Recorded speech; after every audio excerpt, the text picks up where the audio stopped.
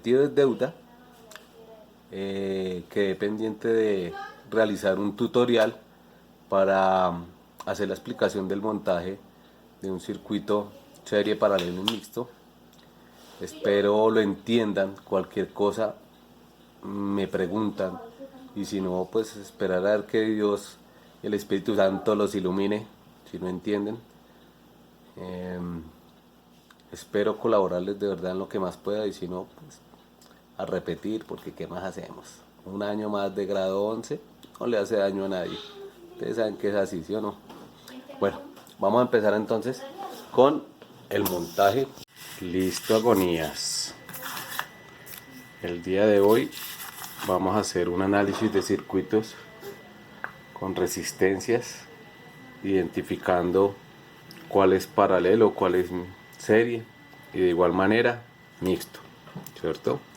Esto es para aquellos estudiantes o aquellas personas que tienen inconvenientes para identificar este tipo de circuitos.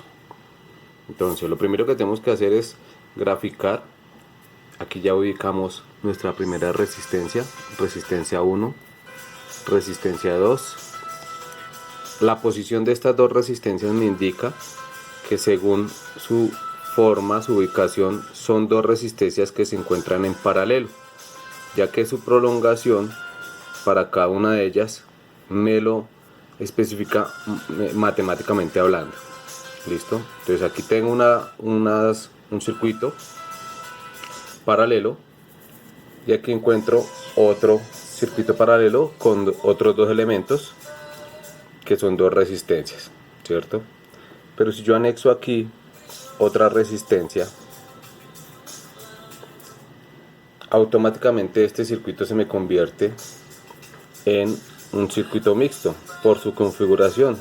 Aquí tendría la resistencia 1, resistencia 2, resistencia 3, resistencia 4 y resistencia 5. Seguido a esto vamos a graficar nuestro voltaje o nuestra fuente de poder, y aquí vamos a tener el borne positivo y el negativo. Recuerden, señores, que estudiantes que estamos trabajando en nuestras clases con batería cuadrada, es decir, suministrando 9 voltios, pero podemos trabajar con este tipo de power bank. ¿Sí? Son baterías que pues funcionan para este tipo de circuitos, entonces perfectamente nos puede servir. Bueno, entonces vamos a hacer el análisis del circuito, ¿cierto? En este caso es un circuito mixto. Lo realizo mixto debido a que para poderlo solucionar tendríamos que trabajar circuito serie y circuito paralelo. Recordemos que para el circuito serie la resistencia es igual, la resistencia total es igual a la resistencia 1 más la resistencia 2 más la resistencia 3, etcétera, etcétera, ¿cierto? Esto es para serie. Para circuito paralelo tenemos que la resistencia total es igual a 1 sobre la resistencia 1 más 1 sobre la resistencia 2 más 1 sobre la resistencia 3, etcétera, etcétera, ¿cierto? Bueno, ok. Entonces vamos a identificar qué tipo de circuito tenemos aquí.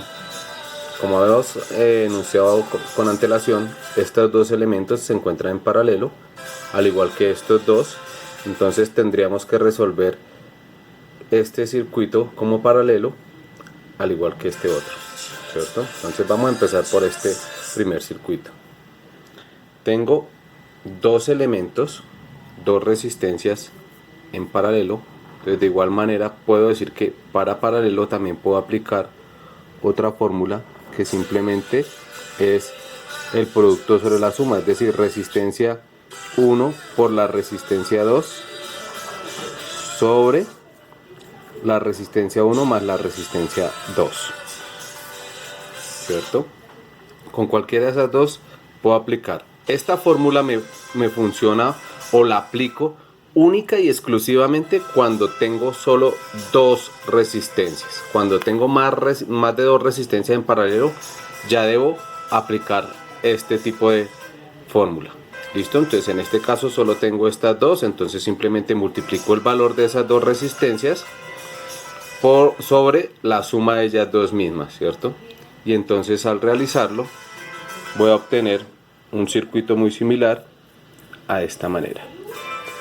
Una resistencia equivalente, que sería la que yo acabo de hallar, la resistencia 3, ¿cierto? Que esa resistencia 3 es esta misma. Estas dos, al ser operadas de esta manera, me queda como una resistencia equivalente. Entonces esta sería resistencia equivalente número 1. Y si yo trabajo estas dos de igual manera o con esta otra fórmula, pues voy a obtener otra resistencia equivalente, que va a ser la resistencia equivalente número 2. Número 2. Y si logramos determinar, ya que la resistencia equivalente 1, la resistencia equivalente 2 y la resistencia 3 ya tiene una posición o una configuración en la cual me identifica que por medio de estos dos nodos el circuito se encuentra en serie, ya se convirtió en un circuito serie. Y para hacer circuito serie, pues simplemente aplico esta fórmula y hallo la resistencia total. ¿Listo? Entonces sería la resistencia total, sería igual a ¿quién? A la resistencia equivalente número 1 más la resistencia 3, más la resistencia equivalente número 2. Soy nuevo en este tipo de videos, dándomelas de youtuber, pero bueno, no importa, lamparitas, para eso estamos. Bueno, entonces ahí tendría la resistencia total de este circuito, ¿cierto?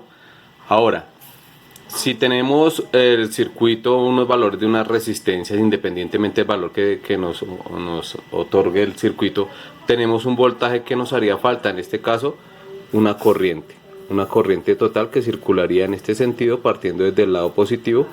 Esto sería una corriente total, identificado con la letra mayúscula I, ¿cierto?